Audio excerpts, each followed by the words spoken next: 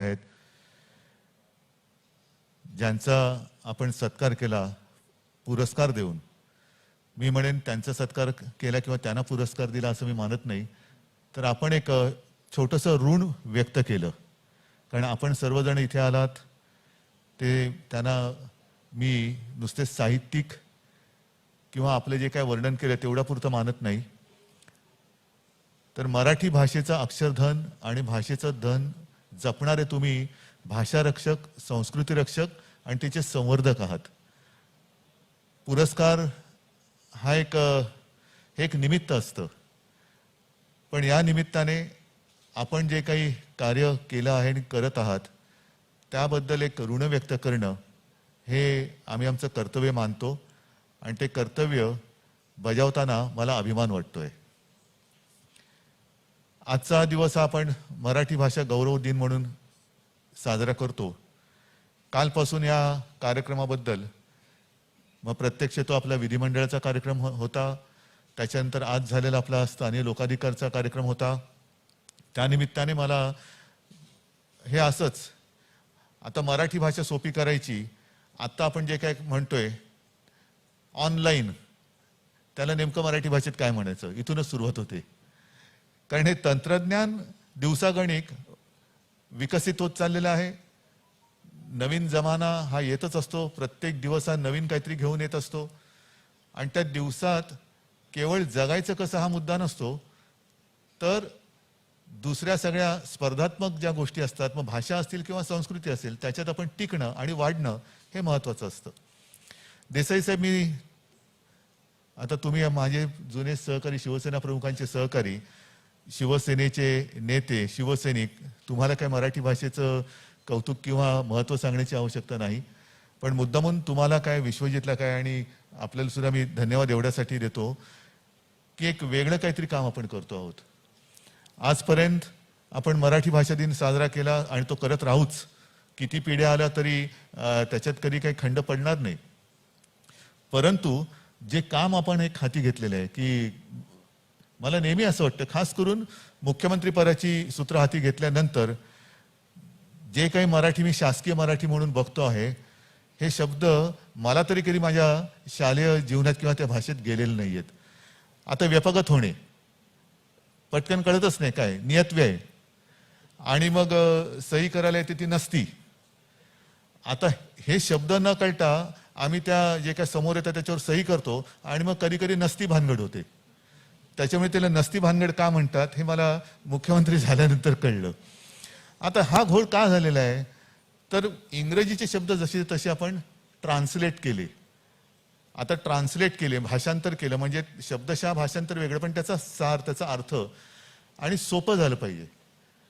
म्हणजे मी पु ल देशपांडेंची जी काही सगळी साहित्यातली सगळी भाषणं पण वाचलेली आहेत, काही आता ऑडिओच्या याच्यातनं ऐकतो, काही त्यांचं साहित्य वाचले, त्याच्यात त्यांनी काही गमती जमती अशा केलेल्या आहेत की आता ट्रान्सलेशन कसं होतं, ज्याला आपण मराठीमध्ये मज्जा संस्था म्हणतो, मज्जा संस्था, आता त्याला शब्दशः हे वेगळं असं, पण त्याच्यात मज्जा हा शब्द आहे आणि त्याला इंग्रजीमध्ये नर्वस सिस्टीम म्हणतात. आता नर्वस सिस्टीमचं मराठी हे केलं तर काय होईल, तर तसं नाहीये. त्याचा अर्थ किंवा त्याचा हे वेगळं होत असेल तर तसं तो आला पाहिजे, तसा आला पाहिजे. आज या निमित्ताने आपण जे काही पुरस्कार दिलेले आहेत, मग ते विंदा करंदीकर असतील, मंगेश पाडगावकर असतील, ही सगळी जण बालपणापासून आपल्याला जपत आलेली लोक आहेत. म्हणजे मला आठवते की विंदांची त्या कविता सगळ्या ज्या होत्या त्या मला, मी पहिलीमध्ये वगैरे असताना मला त्या पाठ होत्या सगळी, ती बालकविता वगैरे असतील, आकाशातून हत्ती जमिनीवरती आला वगैरे, असे काय काय काय काय त्यांनी लोळून लोळून एक खड्डा केला, असं एक ती कविता होती. मला अजूनही ती कविता थोडीफार पाठ आहे.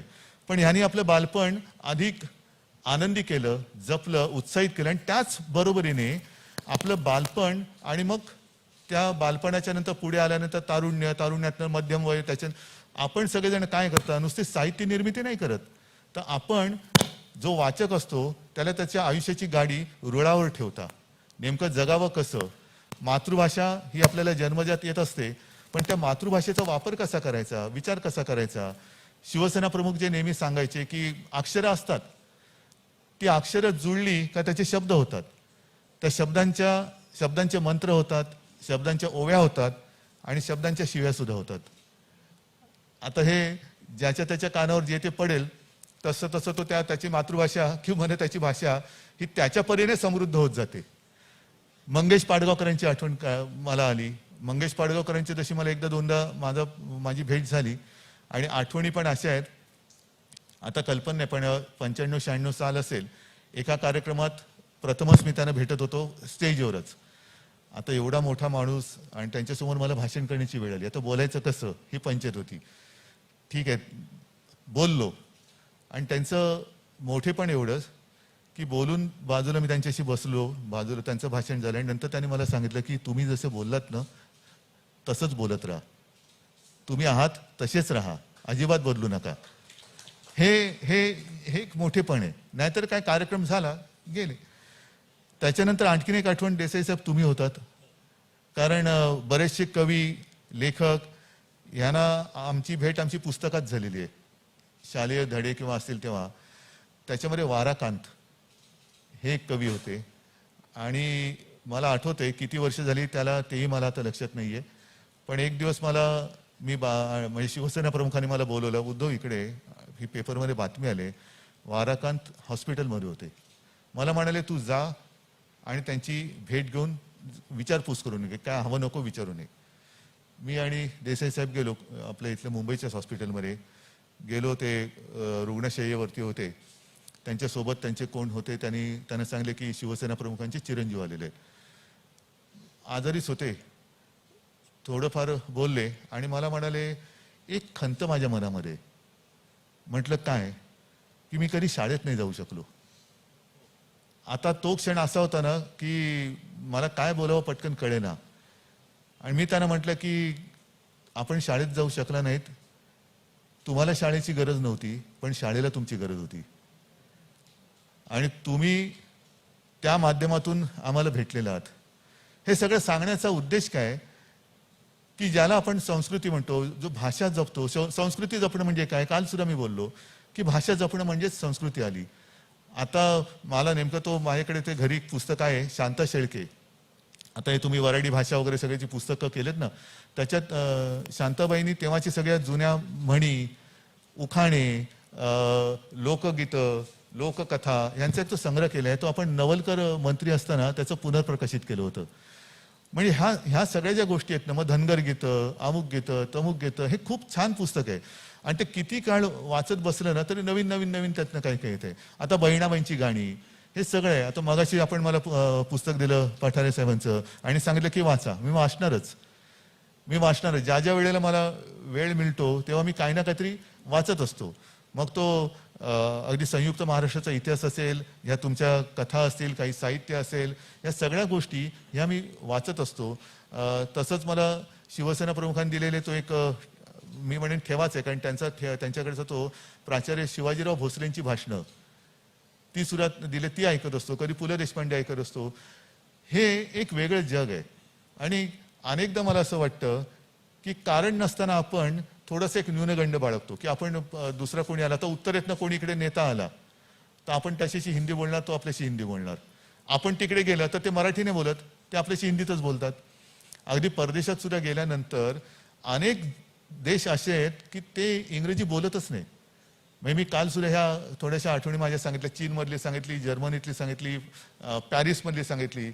त्यांना तुम्ही इंग्रजी बोला, काही त्यांना फरक पडत नाही. त्यांच्या भाषेतच बोलणार. गरज असेल तर तुम्ही समजून घ्या, नाहीतर त्यांच्या भाषेत जे आपण मराठीत बोलतो त्याला काय बोलतात कल्पना नाही. पण नाहीतर जा जिकडे जायचं तिकडे. आणि इतरही देशातून काही त्यांचे अध्यक्ष किंवा काय येतात, एकतर ते त्यांच्या भाषेत बोलतात. कारण आपण बोलतो की अरे इंग्लंडमध्ये लहान लहान मुलं काय इंग्रजी बोलतात. अहो ती त्यांची मातृभाषा आहे. पण ते त्याच्या व्यतिरिक्त आपल्याशी मराठीत नाही बोलत. तर आपण आपल्या भाषेला कमी लेखतो का, हा एक मुद्दा आहे. आणि म्हणून हे थोडेसे मुद्दे कालचेच माझे त्याचा मी पुनरुच्चार करतोय की छत्रपती शिवाजी महाराज यांनी स्वराज्य तर स्थापन केलंच, पण नुसतं मी म्हटलं नाही की स्वराज्य स्थापन केलं, त्याच्याबरोबर त्यांनी संस्कृती रक्षक आपण ज्याला म्हणतो, त्यांनी पहिला मराठी राजभाषा कोश त्यांनी मला माहितीप्रमाणे त्यांनी केलं असेल. तर आज आपण सरकार आहोत. सरकार आता तेव्हाची छत्रपतींची ती हिंदवी स्वराज्य वेगळं, आताचं हे लोकशाहीतलं सरकार वेगळं. आपण आपली मराठी ही खास करून शासकीय, कारण तेव्हा फारसी शब्द मराठीत होते ते महाराजांनी सोपे केले. आता हे मराठीतले शब्द सोपे करणे हा एक फार महत्त्वाचं मी म्हणेन आव्हानात्मक असं एक काम आहे. आणि आपण सगळे सोबत राहिलात तर हे काही कठीण याच्यातला भाग नाही आहे. आणि त्याचबरोबर मी आणखीन एक चांगली गोष्ट केली, ती परदेशातली सगळी मराठी मंडळं ही एकत्रित करून त्यांना मराठीची गोडी. आता त्याही बाबतीमध्ये एक छोटीशी आठवण मी सांगतो.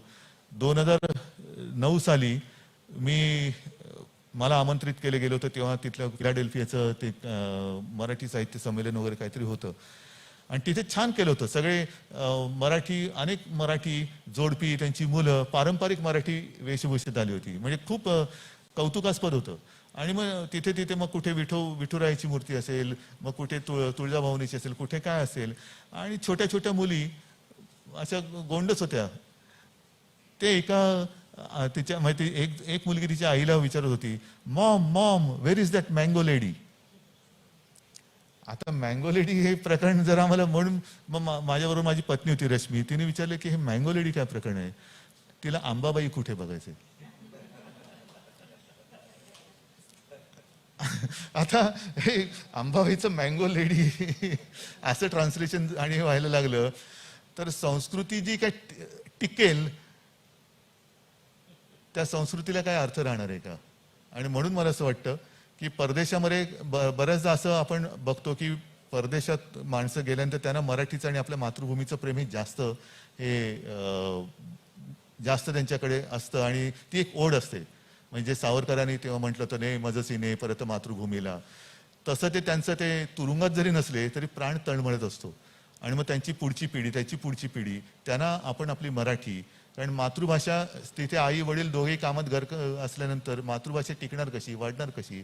तर परदेशामधलं हे आव्हान आहे. आणि त्याचबरोबरीने आपण आपल्याकडे ही पहिली मराठी भाषा ही सोपी करणं, जास्तीत जास्त तिचा वापर करणं.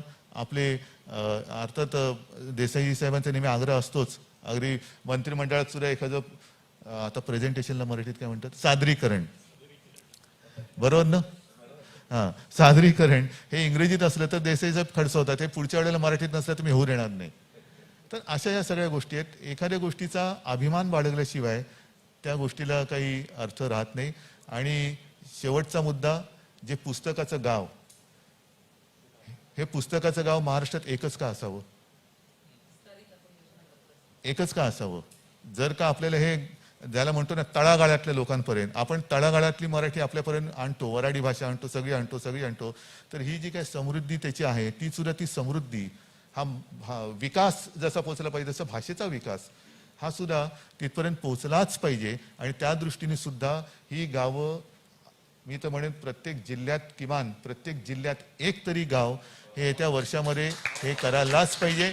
जे भिलारे कुठलं तुमच्या इथलं औदुंबर ते तिथलं जे आहे, तसंच ते प्रत्येक जिल्ह्यात सुरुवात म्हणून पुढचा मराठी भाषा दिन येईपर्यंत माझ्या महाराष्ट्रातल्या प्रत्येक जिल्ह्यात एक पुस्तकाचं गाव हे असलंच पाहिजे, हे गाव हे असलंच पाहिजे.